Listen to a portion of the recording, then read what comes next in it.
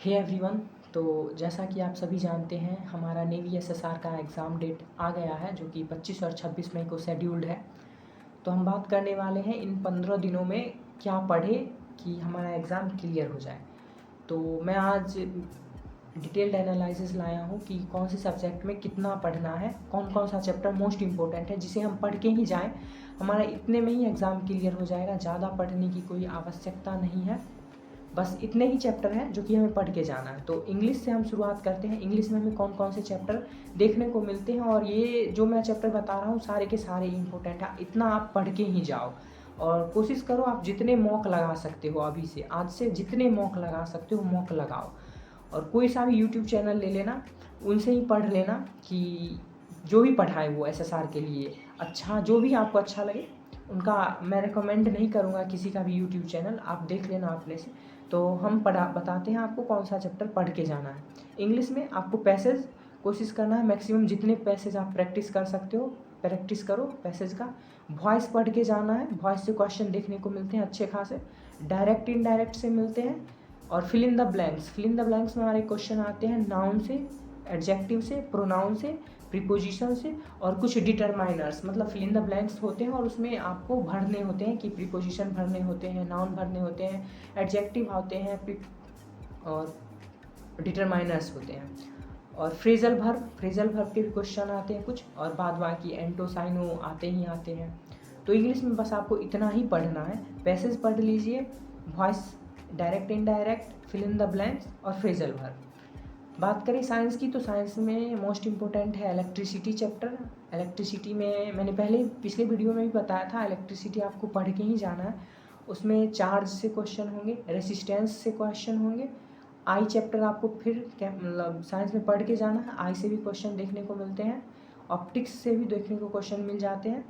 और बाद बाकी आप जहाँ से बेसिक कोई भी मतलब यूट्यूब चैनल से आप देख लो साइंस का, ज़्यादा हार्ड क्वेश्चन आएंगे ही नहीं। हार्ड क्वेश्चन पेन और पेपर पे बनाने वाले इलेक्ट्रिसिटी के ही क्वेश्चंस होंगे, और मिरर का होगा, मिरर फार्मूला वगैरह वो क्वेश्चंस होंगे।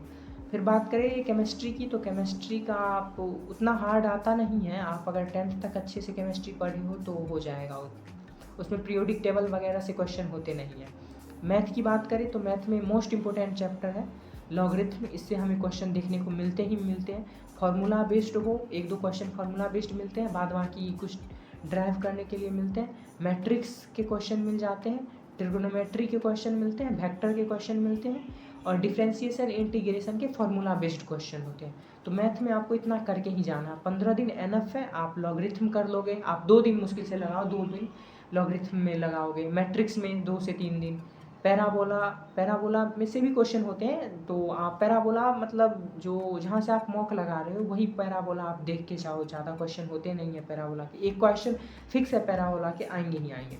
वेक्टर्स से क्वेश्चन होते हैं, 2 क्वेश्चन देखने को मिलते हैं कभी कभी। ट्रिग्नोमेट्री से भी क्वेश्चन होते हैं, डिफरेंशिएशन इंटीग्रेशन का फॉर्मूला बेस्ड क्वेश्चन होते हैं। बात करें जीएस की, तो रीजनिंग से क्वेश्चन होते हैं। तो रीजनिंग सबके लिए आसान होता है, सब रीजनिंग बना लेता है, उतना हार्ड आता नहीं है रीजनिंग में हमारा कोडिंग डिकोडिंग से होता है, डायरेक्शन से होता है, ब्लड रिलेशन से होता है। और जनरल नॉलेज की बात करें तो डांस, कौन सा स्टेट का कौन सा डांस है ये आता है। स्पोर्ट्स में कौन सा खेल कौन से कप से संबंधित है, मतलब किस खेल में कौन सा अवार्ड है और उसका कप कौन सा है, इससे क्वेश्चन होते हैं। और करेंसी से क्वेश्चन होते हैं कि कौन से मतलब देश का कौन सा करेंसी है, इससे क्वेश्चन आते हैं। फिर उसका कैपिटल आता है, देश का कौन सा कैपिटल है।